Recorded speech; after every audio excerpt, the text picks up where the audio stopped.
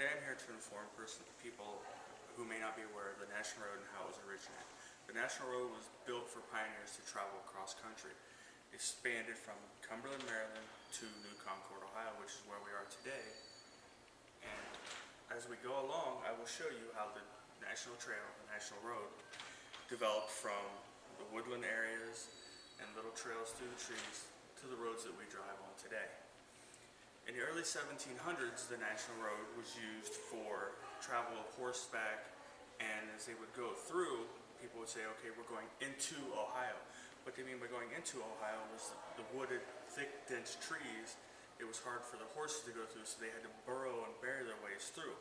As you can see on my display off here to my right, is you have the trees and the trails. You can see where the settlers and the pioneers was cutting down the trees so they could make room for their heavy horses to fit through the trails.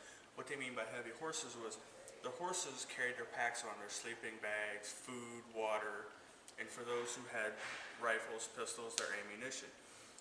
As the time progressed on throughout the years, they went from the trails to dirt and mud so that the wagons and stuff could start making their ways through, and they widened the roads. They went from a little narrow trail, which what everybody would wear, to big roads. As the time went on, they went from the mud roads to the crushed gravel. And they went to the crushed gravel because after a while, people and the horses would start getting stuck in the mud after rain. So therefore, they went with the crushed gravel, so that way the wagons and everybody could make it across easier. As we got into World War I, they went from the crushed gravel to the brick roads. They went to brick roads that made it easier for military vehicles and other cars to travel on. Some of the vehicles that they used as they traveled on would be the Cuyahoga wagon, which is right here.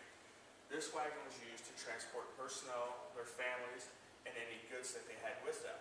Now, due to the 1800s when this wagon was developed, they didn't have brakes like we have on our cars today.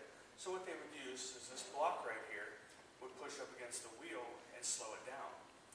Throughout the years, though, as you keep doing it, the block would wear down and then it would eventually break off. So what they would do is they would take their old leather shoes and attach them to the block and use them as a part of the braking system.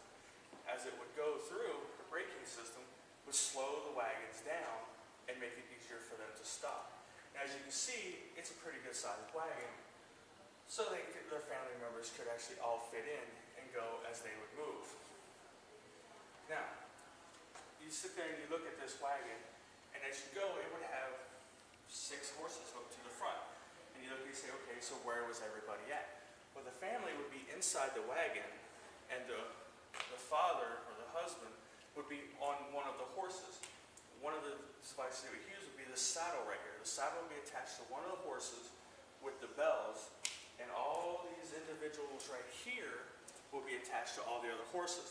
Now, while the man would be sitting on this horse, he could control all the other horses by pulling on the reins. If you look off to my demonstration, my visual aids over here, you can see where the family would be in the wagon, and you can see the father or the husband on the one horse as they're riding through, and he could control every one of them. You can see that going through the mud and everything, you see all the tracks and stuff from the wagons, which made it hard for them, which begins the reason why they went into the crushed gravel and the concrete roads. And of course, as time developed on, you can see where they started building houses. The trees were less and less because they started making more and more places for everybody to live. Now, the National Road spanned from Cumberland, Maryland to New Concord, Ohio. It spanned over 600 miles. So that's 600 miles of travel by horse-covered wagons. So as the time went on, and they feel that it would start to put more wear and tear on the horses, they started developing new means of travel. So therefore, we would have different wagons. You had the wheeled wagons like the Cuyahoga that we see, and then they started developing these sled-covered wagons, which you see right here. With the sled-covered wagons, the horse would pull, and they would use the runner systems to go through the mud or any adverse weather styles. Now, some of the bridges that they had during that time frame was the swing bridge. Swing bridge is kind of like our drawbridges of today. except for they don't go up and down. The swing bridge would swing side to side. What it'd be is, if there was something on the bridge when a boat would be coming, it would stop and swing, let the boat go through, and then swing back. And then everybody could continue to travel on. Throughout the years, as everything progressed, they went from the horse-covered wagons, they started developing cars and buggies.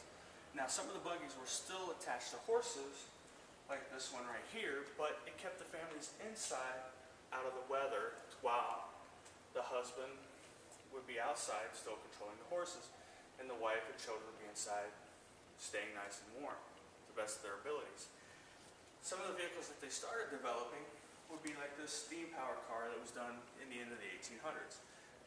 As they went on to the crushed stone roads and eventually made it into brick roads, they started using the steam cars with that, and then the horses would be used for homes to plow their fields and everything else to help develop as settlers. One of the buggies that you see off to my side here was where they had, for horses, it'd just be one individual horses. Now, they still had bicycles back in the day, as you can see with this one right here. So, during this time, I have told you how history has developed over the years of the National Road. My question is to you, did anybody really know that the National Road was the first federally funded highway in the United States? Thank you.